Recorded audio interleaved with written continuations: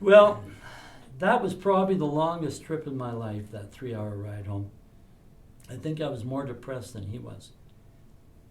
And Darren, I realized right then and there that I'm not going to get an answer here, so I've got to look. But there was something in my heart. I absolutely knew there had to be an answer somewhere.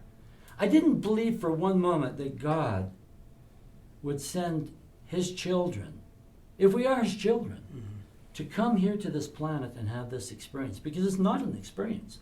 They have no freedom of choice. They have no power to motivate their life in certain predetermined directions. They don't have the cognitive wherewithal because of the disorder.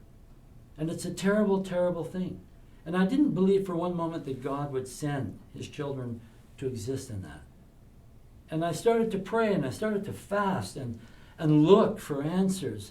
I went to the University of Lethbridge. I spent time with a very well-renowned neuroscientist there. He helped me to understand bipolar. He gave me a book called Fundamentals of Human Neuropsychology. He wrote the book. It's used in many, many, many universities at the beginner level of the practice or the education of psychiatry. And so I looked everywhere that I could for answers. I spoke to people everywhere, people on the street, people that I knew. Do you know anything about bipolar? Oh yeah, my Aunt Sally, she had bipolar.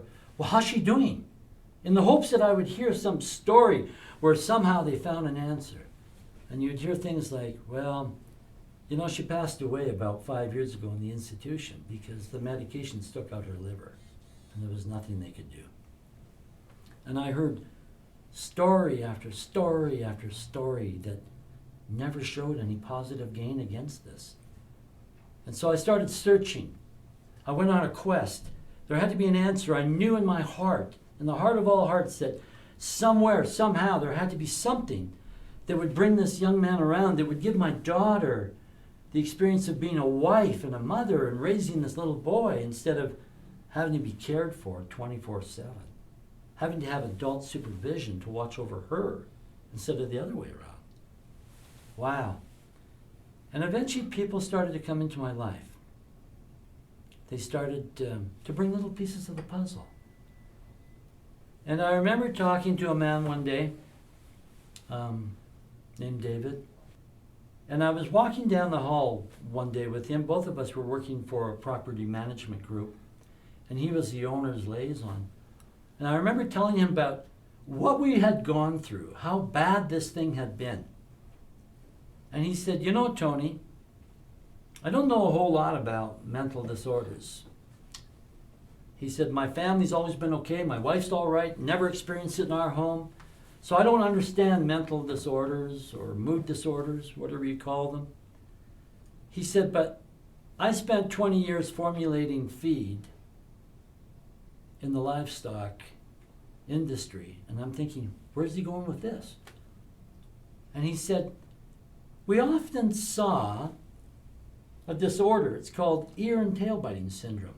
And what happens is these animals become hyper irritable. And when he said that, I thought, wow, that's like my son. And they become aggressive. And I'm thinking, that's exactly what my family complains about, because he's so aggressive and so violent. And he said they become hyper irritable to the point where they actually rip off an ear or tear off a tail and tear out a piece of the flank. And if we didn't pen them away from one another, we had a fatality. And he said, but we came to understand through the agricultural literature that you could nutrate away this disorder in these animals. And Darren, when he told me that, I came to know what an epiphany is. Because I don't think that there wasn't a cell that wasn't lit up in my body. I felt it right from the top of my head right to my toes.